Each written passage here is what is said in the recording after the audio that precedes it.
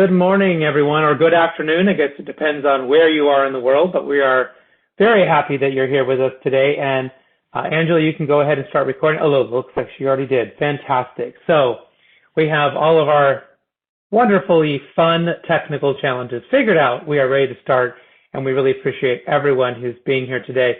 A little tiny bit of housekeeping. Of course, we will send this out along with the deck probably next week sometime. So if you see things that made you happy or something you wanted to write down, whatever, we will definitely be sending a recording of this and in the deck in case you want to share it inside of your organization or maybe someone who missed the webinar. So let me go ahead and just thank People G2, who is sponsoring this webinar. They take care of all your background checks and drug testing needs. And you can certainly visit peopleg2.com if you'd like to learn more, but they are responsible for bringing us this free webinar series every single month. And also, I have a full remote training course, so everyone on this webinar is eligible to get a 50% discount on that course. So if you're thinking about providing some training or leadership type support for your people in dealing with remote work, hybrid work, there's even lots of stuff in there that has nothing to do with remote work, just good leadership skills. You can go to my website, chrisdyer.com, and when you go to the remote course, you can type in CD50 to get 50% off. All right, I'm really, really happy for all of you. If you don't know her, from my audience, and certainly there's a lot of you from her audience here today that know her very well. But I'm really excited to have Hortense Leigh-Gentile. I practiced that like 15 times. I'm probably still not getting it right. Maybe, hopefully I'm close. But I had her on the radio show, and she is a wonderful thought leader. She has so many wonderful things to say. And I said, we really should do a webinar together because I felt like we had a lot of synergies, a lot of things in common that we could talk about, maybe some new information. And that's really what we're going to attempt to do. But she is the author of the widely acclaimed book, Aligned, Connecting Your True Self with the Leader That You're Meant to Be. She works with decision makers around the world to help them lead with authenticity by finding and closing the gaps between the leader they are and the leader they want to be. Her executive coaching is informed by her 30 years in business, working across a number of industries, including media and consulting, advertising, and entrepreneurship. She helps CEOs, C-level executives, and entrepreneurs become self-aware and more aligned personally and professionally, leading to better workplace environments and better employee well-being, and consequently increasing productivity and satisfaction. She's been invited to serve as an executive coach in the executive education program at the Harvard Business School, that little place called Harvard, and is a certified Marshall Goldsmith stakeholder-centered coach and part of the MG100 coaches and Marshall Goldsmith's Pay It Forward project. She's also ranked number 13 in the World Management Gurus, Global Gurus Top 30 in 2020 and received in 2019 Marshall Goldsmith's Top 50 Top Coaches in the World. She's obviously a superstar, and we are super excited to have her. She's going to walk us through the first part of this webinar, and we highly encourage you to put in your chats, put in information or questions in the Q&A. I will be monitoring that, and then we'll do a little breakdown when she's done, and then I'm going to give you some of my thoughts as well on this topic, and then we'll also open it up again. So there'll be a few opportunities for questions. We want to make this interactive. This is not just us talking at you. We hope that you will let us know what you think. If you agree, you disagree, and if you have questions, please throw it in there. But I'm going to turn it over to her. Go ahead and take it away. Thank you, Chris. I'm delighted to be with all of you. I have an echo. I am sorry. I have an echo again. It's not, okay. Okay, I will try. Just give me maybe 1 second. I try something. Hello?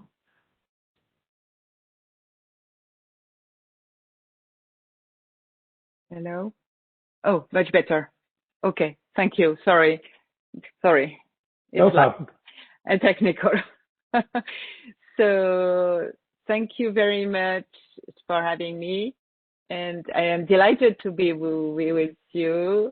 I still have an echo. Doesn't matter. I will try to go with that. So the world today, and we are facing a range of challenges. So health crisis, social crisis, economic crisis, anxiety, tension all around us. I'm sorry. I'm going to take 1 second again to try something because it's very hard. Okay. Make sure your headphones are chosen for speaker and microphone. You got it? Okay. Yeah, I got it. It's because I lost you. Oh.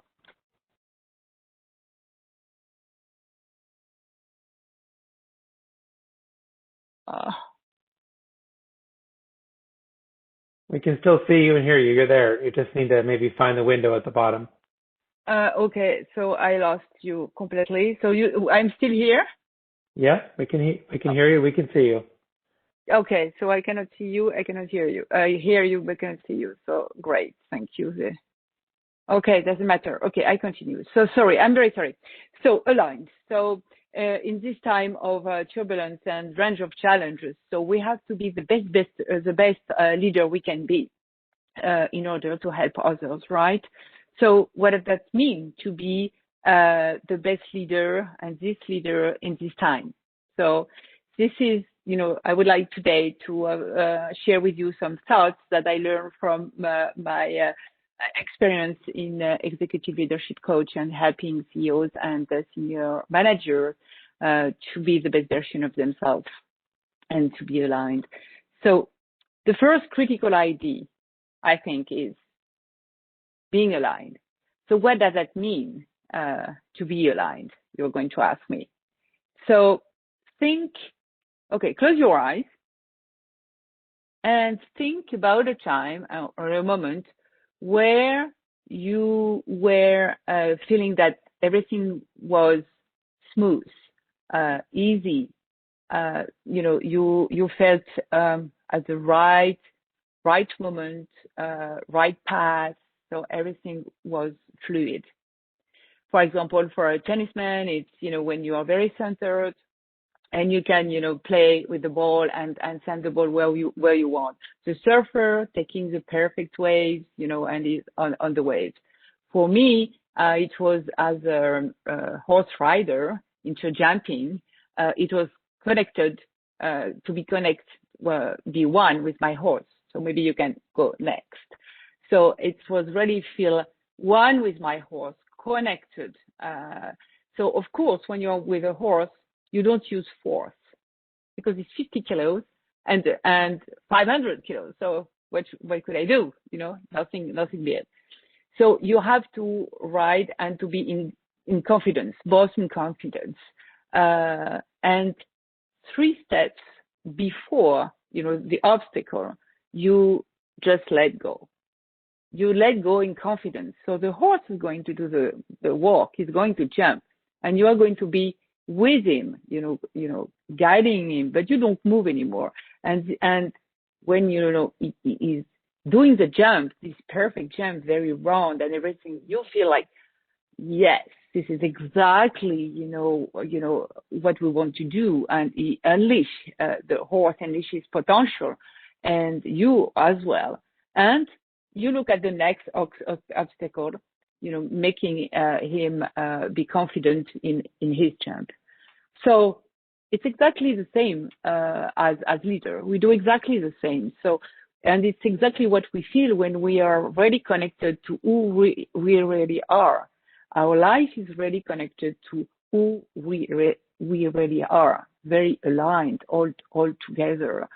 So this is the moment where you unleash your potential and you close the gap between the leader you are today and the leader you want to be. It's really unlocked and you are able at that moment to unleash the human magic. It's exactly like, the light bulb that's finally connected in a socket in electricity. It does what it is supposed to do. It illuminates the world. and it becomes what it's supposed to be. So this is what I mean by, alignment. And as a leader, you can, of course, become more successful and leading with ease. So the next one. But how to lead in this time of crisis and how to be aligned. So Chris, if you want to go to the next, okay. So how to lead in a time of crisis. Not easy to stay aligned. So I see here 4 steps, but the first one is take care of yourself. Exactly like in the plane, in time of turbulence, you are asked to put the oxygen mask first in your mouth. So before taking care of yourself, before taking care of others near you. It's exactly the same, because if you don't take care of yourself, how can you take care of others, right? It sounds obvious, but we don't think about it, of course, because we are very busy to help others and with many things. But it's very important. And reflect. So the next one. And reflect. So you hit this pause button for a while and you reflect. It's very, very important. So how do you want to be remembered? What kind of leader you want to be right now, just after the crisis? So, think about, after the crisis, in 1 year or 2 years from now, how do you want to be remembered as a leader? And moreover, think about your eulogy and how you want to be remembered. What do you want people telling about you at your funeral? And if you do this exercise, you will understand what is important for you, because of course, at the funeral, people are going to talk about you as a human, not, as the one who increased the profits. I'm not sure, that this is what people are going to talk about. So go back to yourself. What are your values? What are your drivers? What is important for you? And it's going to be exactly your driver. I have a client of mine who is CEO of big retail stores. And at the beginning of the crisis, what happened? She took the decision to close the stores. And, at that time, it was risky. Nobody knew what could happen. But she was aligned with her value, people first. She wanted to take care of the employees, of the customer. So it was important for her. So she took that decision. And, consequently, as a result, the consumer and the employees felt respected. But the employees and the customer felt respected, listened, important. So it was, in this time of, uncertainty, there is no playbook. So the playbook is inside yourself, and your alignment is like your compass. It's exactly when you are, in the middle of the storm, you are captain of this boat, but we don't know.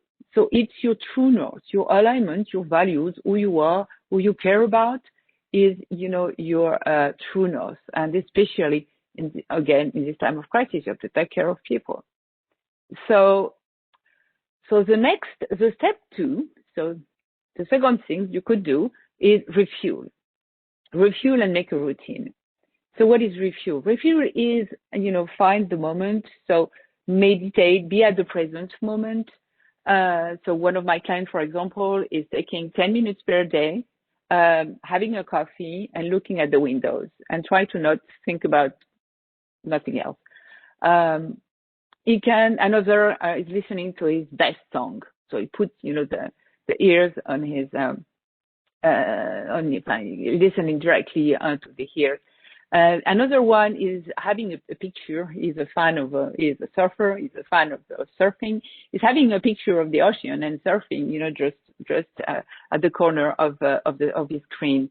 And time to time between 2 meetings, he's looking at it and try to refuel. So find your own way. And don't forget to close the door between one meeting to another one. So, and especially when you are on Zoom. So don't go to Zoom on Zoom and just 1 minute after, take the other Zoom, because you have to take time between, take at least 5 minutes to close the door. So what's happened in this meeting?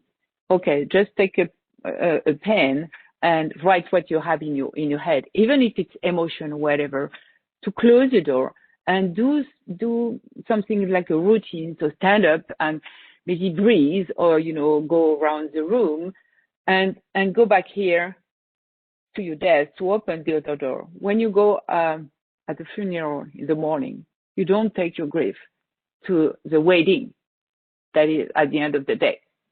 So it's exactly the same. Don't take the energy and what happens from one meeting to another one, and take time to refuel. This is very important. And at the end of the day, what I suggest is you check your alignment with your daily question. Did I do my best to communicate with my team? Did I do my best to refuel?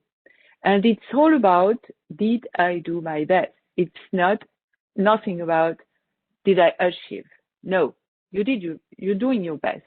It's like you have a Gemini cricket in your shoulders. Remind your brain what you decide, what is important for you at the end of the day. It works very well, to keep you on track and keep you aligned. And Chris, what do you do to refuel, for example? Yeah, I really like to either take a walk, right? Or what actually helps me is to really get myself organized at the end of the day, so that when I walk in, that kind of gets me actually refueled, which sounds silly, but if I really prepare right at the end of the day for everything that I need to do for the next morning, I feel like I'm ready, right? It sort of like resets me at the end of the day. So when I walk in the next morning, I'm ready to go and I'm not figuring things out. So it's sort of like a nice centering exercise as well. Oh, this is fantastic, and it's give oxygen to your mind also. So that's great. So I would love to know, all of you who are listening, what you are doing. Could give example to others, so that would be helpful. So thank you for sharing if you want. So next one is, okay, we are at step 2. Step 3. So what can you do? So you take care of yourself, you refuel, and step 3. So can you move to the next picture? So step 3. Step 3 is vulnerability. What is vulnerability? All leaders, we are really well trained to focus on your IQ, the left brain, but we forgot the right brain. So vulnerability is all about, don't be afraid of your emotion. It's normal. We are all facing emotion, especially today. As a leader, you are leading to people who are facing emotions. So sharing those emotions and listening is something very, very, very important today. So if we can move to the next one. So what kind of leader we should be? We should be human and vulnerable. So of course we have, this little voice who said the left brain is telling you, don't show your emotion because your education said that. And the other part say, yes, but I have to do it because if not, I'm going to burn out. So the thing is balance, find this balance. But the emotions, the right part of the brain is, this part who is going to be able to connect with others, feel emotion, be touched. Don't be afraid to be touched by people. We are all human, so we are connected with humans, so we feel something. So share it, and you will see that it's going to make the difference. So leading with empathy, be authentic. You know what you know. You don't know what you don't know. This is normal. We don't know. We cannot refer to the past. Everything is new today. So, for example, I have one of my clients was very, very, driven by results. So he was, entering the room before the meeting and okay, we have ordre du jour, and so today we have a question. Let's try to find answers. So what he learned during, it was very helpful for him to learn how to change mindset, because it's not possible to do that today. And it was not before, but even today. more about today. Because why? Because when you enter a room, even if it's a Zoom room, you have to, what he did is he took time to listen to others and to care and to say, okay, how do you feel? What's happened in your house? What's happened to you? Are you okay? And he went all around the table like that, or around the Zoom with his direct team, weekly and very regularly before each meeting, taking care and feeling as an employee, feeling, that you care about your employees. It's important. They are listened. And as a leader, learn to speak last and learn to listen deeply, really. So really open your heart. If something happens, don't think about, having the good answer. Just listen to your heart and share with others how you feel. Maybe you are tired. It's okay to be tired, and it's good. So you are human. You are not robots. So, and it's really a question of don't be afraid to lose time, because you are not wasting time. You're gaining time, taking care of others and listening to others. So this is something that most of my clients learned very a lot during this time of crisis and now.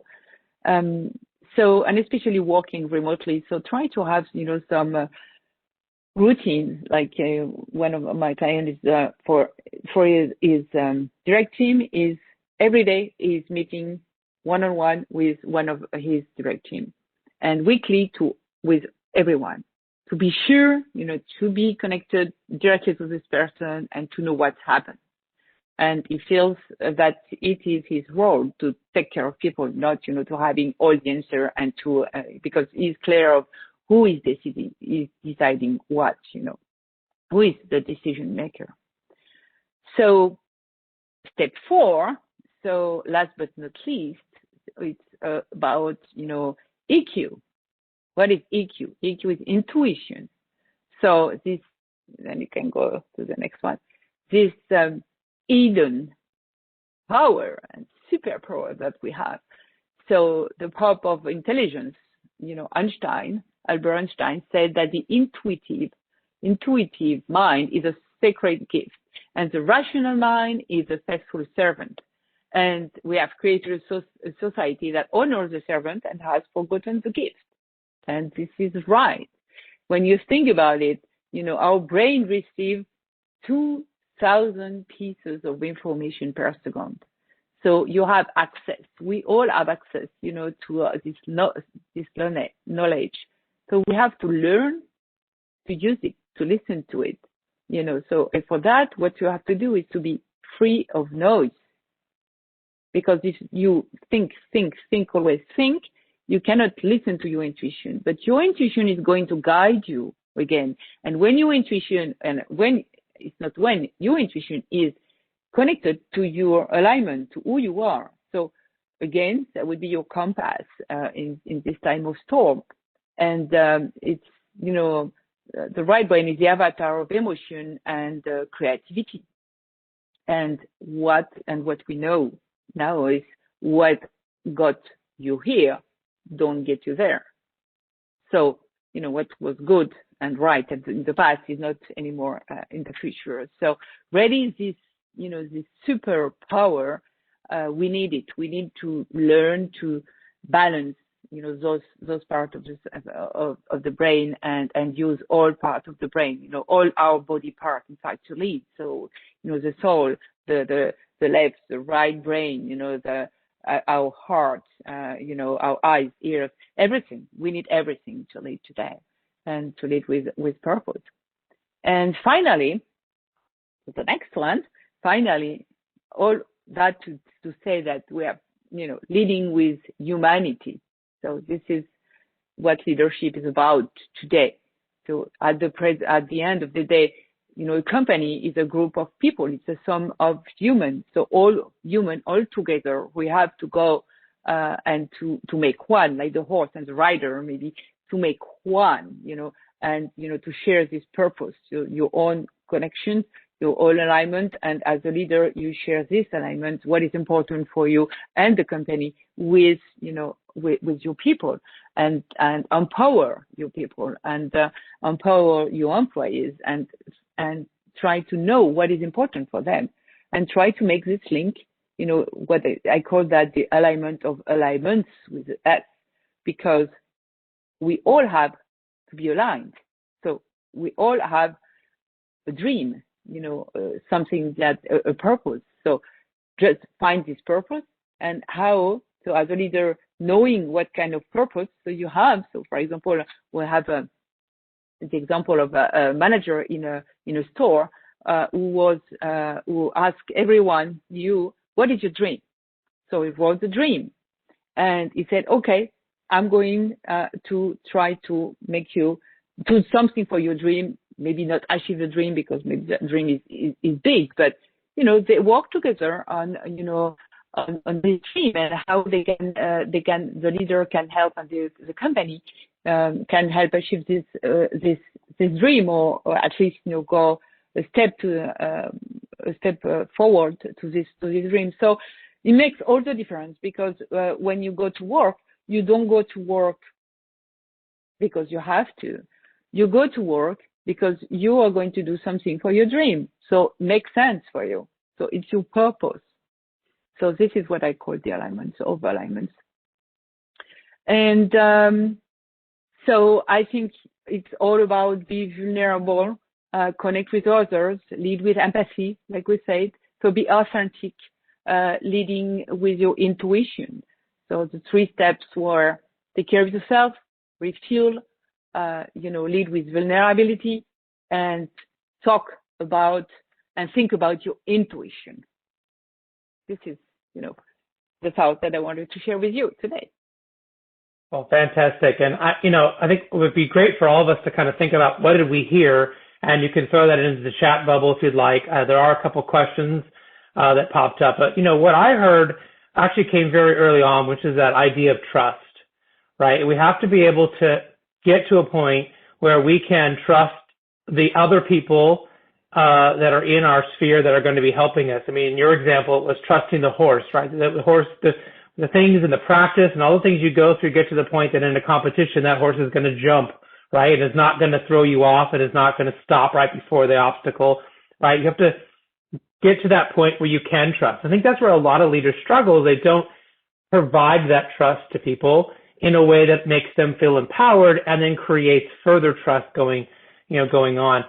There was a really good question from Kate, who said, how do you balance the need for alignment with the concepts of stepping outside of one's comfort zone? What do you think?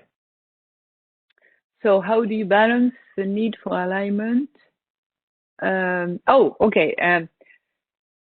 It's something that you can feel. So going outside of your comfort zone push you somewhere, so you make you evolve, but you have to be sure that you are aligned with this this out of comfort zone. So what I mean is make sense for you. So and you are still aligned with your values, and again your values, what is important for you. So it's a little different for me. It's not the thing with alignment is when you find that you're really connected with who you are. Doesn't matter if you go outside your comfort zone or whatever what you are doing. The important thing is, am I still aligned? Is it making sense for me? Is it connecting with my values? What is important?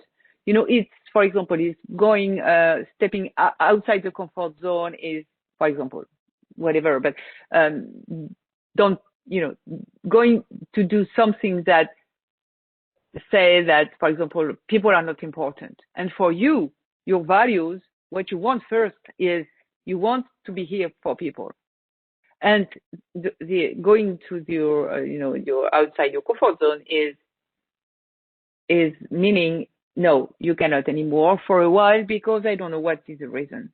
You don't do it. Don't do it. It's not good. But, if, going to outside your comfort zone is, okay, you're going to help more people, but so much people that you don't know how to do that, it's okay. You can go for it because, it's still connected with who you are. Of course, it's a big example, but just to try to illustrate the point. Aravind, I hope I'm saying his name correctly, or he or she's name. Aravind, thank you. From your perspective, are you seeing leaders shift to the mindset of leading with humanity? And how far do you think we are from a major corporation taking this type of approach?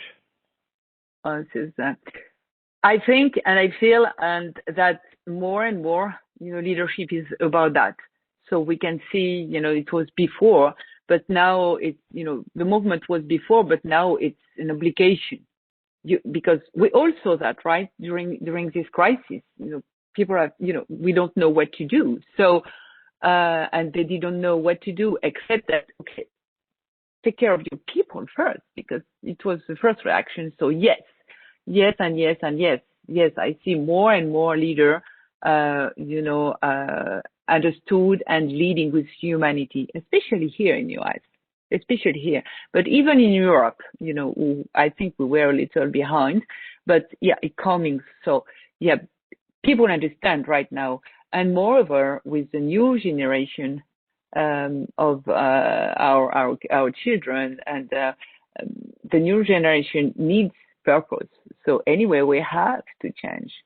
And there is no way to coming back. No way. Because, it's over the superior, very left brain, knows everything, going in the room and say, we're doing that, bye-bye, and close the door. This is over. Doesn't work anymore. It's really, so the purpose now is to try to, to all together to guide and to go to this new leadership. But I think we are not going to come back. So, yes. Very good. Well, I think that you really gave us a wonderful human perspective of, touching into vulnerability and EQ, and really an overarching, more holistic, I think, approach. And I'm going to dive in here and give a little bit of maybe it's practical, maybe it's tactical, of some of the things that we're seeing that can really help leaders and organizations harness some of that power as well. And I really want to talk about this concept of teams versus superheroes. For many years, we have been fed this constant narrative that Bill Gates did it on his own, Steve Jobs did it on his own, Cher Wang, Sarah Blake, and whoever, Denise Go, all these wonderfully famous and successful people, right? That they were somehow by themselves did all of these things, and we're looking for the next version of that inside of our companies. Well, the truth is, it was teams. Maybe these people were pioneers. Maybe they had a wonderful idea. They definitely were those things. But they had fantastic teams around them that implemented, that made these things happen. And then those people were not the face. So I would really challenge you all to remember that our teams are really where things happen. Someone can have a great idea, but a team will implement it. A team will get it done. A team of incredible people need to come together and move forward. And I've seen again and again and again when I've gone in and worked with companies and they say, we don't have innovation or things don't move as quickly as we want. And I go find out, well, there's all these little one-on-one meetings happen all the time and no one's coming together to collaborate on a more consistent basis. In every one of these cases, it was really the teams that drove that long-term success. It wasn't the one person. Steve Jobs started Apple. Maybe he was a visionary, he had incredible focus. But there were so many important people that drove his vision to success, to us going and all getting one of these phones, right? Or having the computers. And so we sometimes in organizations get really off kilter. We're sort of our alignment is off because we're constantly trying to look for that one superstar and with that one person do that one thing instead of realizing that a team can do it for us. Studies have shown that partnerships, small teams like 5 to 7 people, and those with a team mindset like Agile and Scrum outperform superheroes consistently. There's a wonderful book called Team Genius that has all sorts of wonderful data around this that really kind of gives you, if you actually need the research around it. We as a business, we are in a team environment. And so we have to make sure that we are bringing people in from all different parts of the organization, all different walks of life, all different parts of the hierarchy to be able to help us execute on what we want to do. If we really want to harness both sides of our brain and we want people to be creative, we have to give them that space to be creative, to show them it's okay. We have to give them that permission, and even create those signposts, right? When do we brainstorm? When do we collaborate? When do we disagree with each other? It's really important. So how do we supercharge our teams? If you agree with me and you think, well, geez, maybe I could be doing more with my teams, how do we do that? Well, this may be controversial, but I'm going to tell you, especially right now with having people work remotely, stop having one-on-one meetings. Yes, there are some meetings you have to continue to have that are one-on-one. But for the most part, I think it's a habit we get into of, whoa, I have an idea. Let me call, and you have your buddy inside the organization. You have that person that you work really closely with. Let me call them, and I'm just going to have a discussion with them. Next time, have a discussion with 5 to 7 people and see where that goes. Get a group of people together. Say, I have this idea. What do you guys think? Let's talk this out for 30 minutes or even for 15 minutes. Magic starts happening when you do that because you get so many better ideas. There's so many extra people there to talk about this instead of, well, I'm going to talk to Tom, then hang up. I'm going to call Nigel, and then I'm going to hang up and call Bill. I mean, get them all together very quickly to have that brainstorm. Stop having long video meetings. Okay, your video is extremely important, but if you keep people on for too long, right, it starts to really, really cause problems. So create breaks, try to shorten up the meetings, and if you can, eliminate your video. Don't have your video on the screen. That's actually what's causing you the fatigue because we look at ourselves way too much because we're worried. Just naturally we see ourselves and then naturally we're worried about how we're looking and is this right? You can eliminate your video from the screen. That will really help with fatigue for everybody. And then curate your meetings in a really particular way.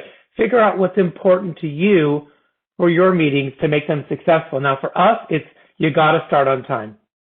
If the meeting's at 3 o'clock, by 3:01, we are rolling. There is no waiting. There is no, hey, where is this person? We are starting the meeting. We are going. And if you find that your organization needs a little Kickstarter to get people to be on time, tell them that you're going to have to sing a song of their choosing if they don't show up on time, right?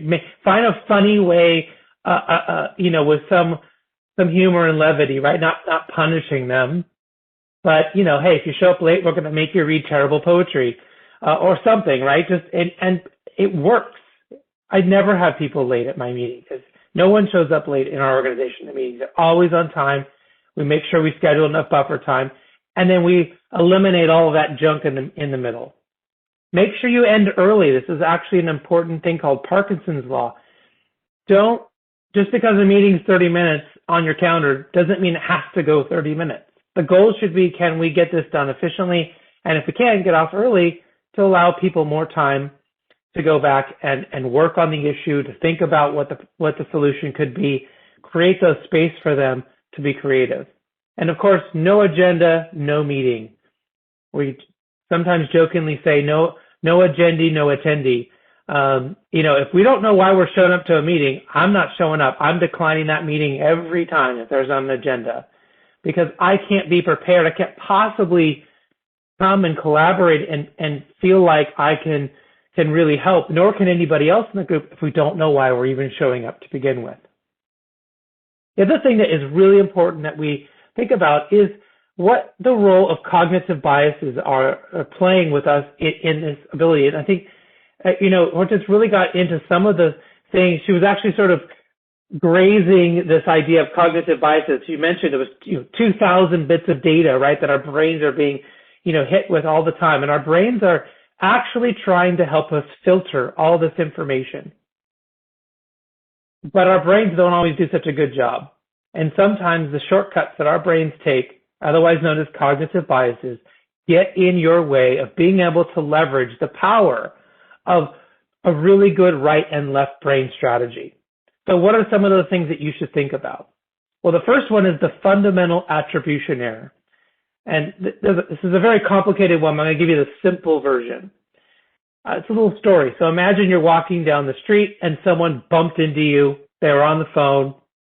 They didn't say, I'm sorry. They didn't say, excuse me. And they just kept walking along. This error says, our brain says, they're a rude person.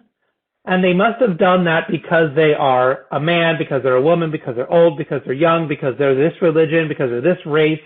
We automatically assign that they must be a bad person because they did this thing to us. Now, in reverse, if we're walking down the street, we're on the phone, we bump into someone, and we didn't say, I'm sorry, we would say, well, it's because I was busy. It's because I was running late. It's because I was on the phone with my mom and she's ill right now. We would give ourselves an excuse, give ourselves a reason why we didn't do this thing, why we're not a jerk, why we're not a problem. So we have to give other people the same grace that we would give ourselves. If someone shows up to a meeting late and it's an issue, ask why. Instead of scolding them, what's going on? Why are you not able to show up to meetings on time? What's happening with you, right? Show them the same sort of grace and figure out what's going on in order for us to have better outcomes. But if we automatically assume that whatever we don't like about someone is because of something we can see about them, some physical trait, right? Then we are missing an opportunity to really understand what's happening. I mentioned it earlier about Parkinson's law. We want to make sure we're shrinking things. We're not allowing meetings or tasks or jobs to fill up the time that we've scheduled it for. So always set the goal to end early. Your people will love you for this. You set a 30-minute meeting and you end before 30 minutes is up, they will love you. They will love coming to your meetings. I promise you. You go over, you push into their calendar, you show them you don't care about how much they have to do by taking over time that wasn't even scheduled for, they are going to hate coming to your meetings, right? This is a really great way to show balance and to show trust, is to try to make sure we get this done efficiently. The next one is the halo effect.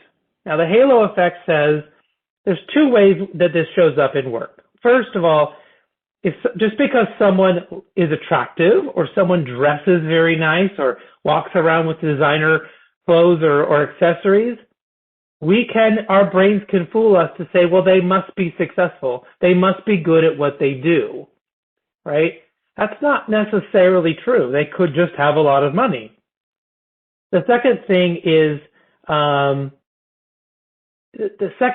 really around just because someone did a good job in one area. So maybe they were really good on a particular project. Maybe a good example is maybe you have a top salesperson, right? They're excellent at sales. The halo effect says, well, if they're excellent at sales, they must also be excellent at accounting. Well, we know that not to be true, and I know that's a very raw example, right? But we can instead say, well, just because someone is good at one thing doesn't mean they're good at another. So don't make that mistake. And don't make that mistake that just because they dress very nice or they're very attractive to you, that they're going to be really good at this thing.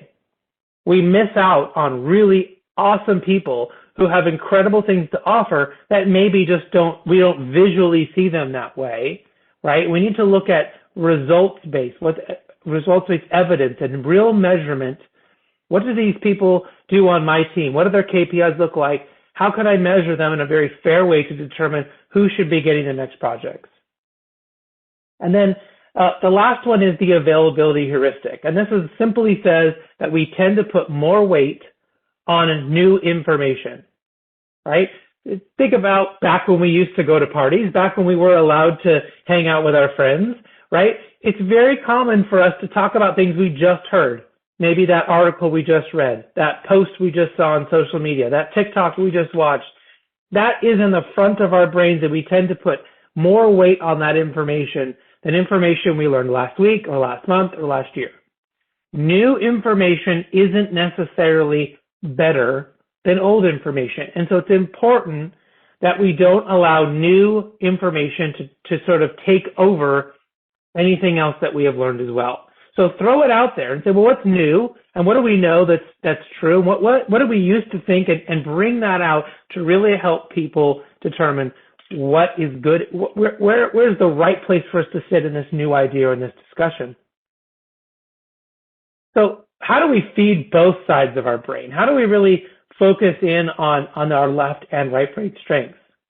So make sure that we are talking to our people about tasks versus creativity, right? Tasks versus creativity. Tasks are things you need to get done, right? I need to return this email. I need to send out this proposal. That's not being creative. So we want our people and we want as leaders to take time, even schedule time, right? One of your tasks should be to schedule time on your calendar to be creative. How can I make this process better? How can I reach more clients? How can I change my proposals so they be more effective, right? We need to think about these things as two different things. How do we create systems, right, to create predictability? How do we, so people know what the rules are? But that's different than innovation. Systems will, by themselves, keep innovation out because systems want efficiency. They want things to be replicatable. They want things over and over and over to be done the same. Systems are great, but we have to also, on the flip side, think about how we can innovate those systems going forward in order to stay relevant. And of course, thinking about how we do something is very different than why we do something. So if you find that your team is overly focused on how we are going to do a particular project, you might want to back up and say, but why are we doing this project? Why are we focused on this? And continue to remind them about the why so that they can get the how correct. And of course, you can reverse it. The team could be spending far too much time on why and not enough time in the details of how we're actually going to execute. So finding that balance as a leader and helping your team to find that balance is super, super important.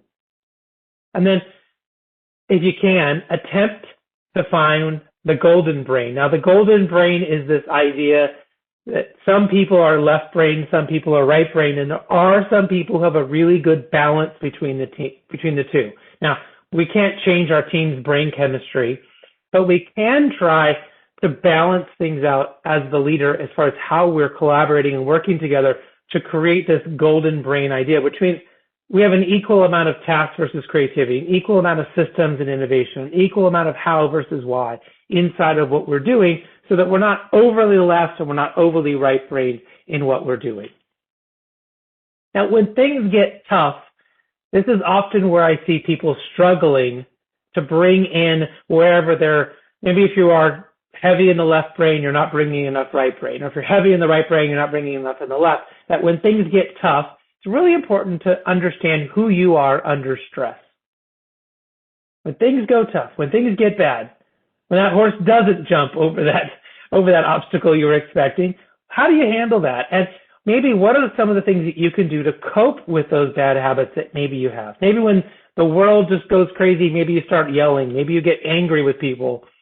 What can you do to cope with that so that you're not going down that rabbit hole and into some of your bad habits? And where can you spend more time around your strengths? So I often find where things get tough is when we're being asked to do things that we are not good at, either because that is a personality flaw or that's because something we haven't learned or we haven't developed in ourselves, right? Where can we do things where we can really focus in on our strengths a bit more? And what else can we do to avoid paths that are weaknesses for us? I know there are certain things that are not my strengths, and the more I do to not do those things and to instead allow my incredible team members who love doing that thing that I'm really weak at, the happier we all are. Because nobody wants me doing something I'm not very good at when they could be doing it, and I hand them some messy, project that I was trying to do. Better to allow them and to give them that trust and then come back and talk about it. So I really, really appreciate everyone being here. I'm going to kind of bring my guests back in here, and we're certainly going to make sure we answer any questions. There was some really great comments in there as well. Thank you for those comments. I won't repeat them. But looks like was there a question here? Nope, looks like just a few comments. So go ahead. So what did we hear? So I hear a lot of things for myself. So thank you, Chris. I learned a lot. So I just love it. So I took some notes. So I have, we are a team. So, it's all people make it happen. It's not one person. It's all together. So yeah, humor. I also, it's so true. So when you use humor, it's everything is better. Is always better beyond time. It's a question of respect, of course. Respect people. And I love your idea of finishing 10 minutes before, 5 minutes before, because it gives time to people, and it's also a mark of respect. It's really respecting people. So I just love that. I hear that. I love also, really understand what's happening with people, because you don't know. So sometimes they can be under pressure. So it's all about caring people. So, just love that. I love the fact that you see people. So it's not anymore about, not anymore. It's different. But before we used to say, I think, so I am. And now it's not I see, it's I am seeing, so I exist, I am. And this is so important, because when people see you, okay, again, you feel respected, included, and so on. And the balance between, of course, the two brains. Of course, it's a metaphor, because it's not exactly like that it works. But yeah, all the balance of who is more creative, not creative. I think everybody can learn, and also everybody can improve, their weakness. So working on the behavior or something so that you can change. And I just love, who are you under stress? This is so important to be aware of it. So this is where feedback are so important. Working on it. So thank you, Chris. And looks like we had one question here from Martha, and if anyone else has additional questions, please go ahead and type them in. Martha asked if I could go back and define Parkinson's law and the availability heuristic again. So I'll just do it very quickly. Parkinson's law says that if we set an amount of time to do something, we tend to take that amount of time to do it. So good example is, if I schedule 2 hours this weekend to clean the garage, it will probably take me 2 hours to clean the garage. I'll move at a certain speed. I'll pick enough projects to do, and I will fill up that time because I've set that time in my brain. But if I set the goal to end early, or if I say, instead of 2 hours, could I get this done in 30 minutes? And if I did, what would I do? Well, maybe I would ask my family to help. Maybe I would prioritize what needs to be cleaned. Maybe I could hire some of the kids in my neighborhood to come and help me, right? How can you squish that time? But the importance is to remember that when we set time to something like, let's have an hour-long meeting, we tend to just fill it full of junk because our brains are saying, well, it's an hour meeting, we have to meet for an hour. And we don't have to do that. You can back that up. And so the second thing that we do is inside of the availability heuristic is basically that says new information tends to get priority over old information. Just because we learn something new, we tend to think that that's more important than something old that we learned. And that's not necessarily true, right? A new study that came out isn't necessarily more important than an old study. Obviously, if the new one contradicted the old one, that would be different. But learning something new is great. We just need to balance it against what we already know as well, and not over prioritize new information. Yeah. Let's see. Yes, someone asked if the presentation will be available after. Yes, we will be. As long as you signed up, as long as you register, we will send you the full video as well as the slides as well. So you'll have all of that in there. There was lots of great comments. Thank you so much for everyone. Looks like great. So everyone's just been saying nice things. I'm just looking. I didn't see any specific questions. So, I think we're kind of getting here at the end of time. I want to make sure that I thank you for everyone for being here. I thank you, Hortense, for sharing your wisdom. Every time you talk, I love listening to all the things you kind of take us down into, and really on a emotional level might be the better way to say it than even human level, the emotional level. So I'll leave the final thoughts to you. I don't see any other questions in here, so I'll leave the final thoughts to you, and thank you so much for being a part of the webinar today. Well, thank you, Chris. I was delighted to be here. Thank you for having me. And, the last thing is lead all with humanity and, stay aligned, think about what is important for you and, always connect, to that when you have a decision to take. I think this is the best way to do right now. And thank you everyone for being there. Wonderful. And again, thank you to People G2 for sponsoring this a free webinar series. We have one every month. So if you're on my website, chrisdyer.com, you can always be alerted to new webinars if you sign up there. And if you signed up on this for this one, well, you'll get ones in the future. Don't worry, we have you on the list. And of course, if you're interested in the leadership course, you can get 50% off by putting in that promo code CD50. But again, thank you so much, everyone, for being here. Wonderful questions. It was wonderful interaction. And we will see you next month. And look for the full presentation next week. Thanks, everyone. Thank you for leadership, Chris. Thank you so much. Thank you, everyone, for being here.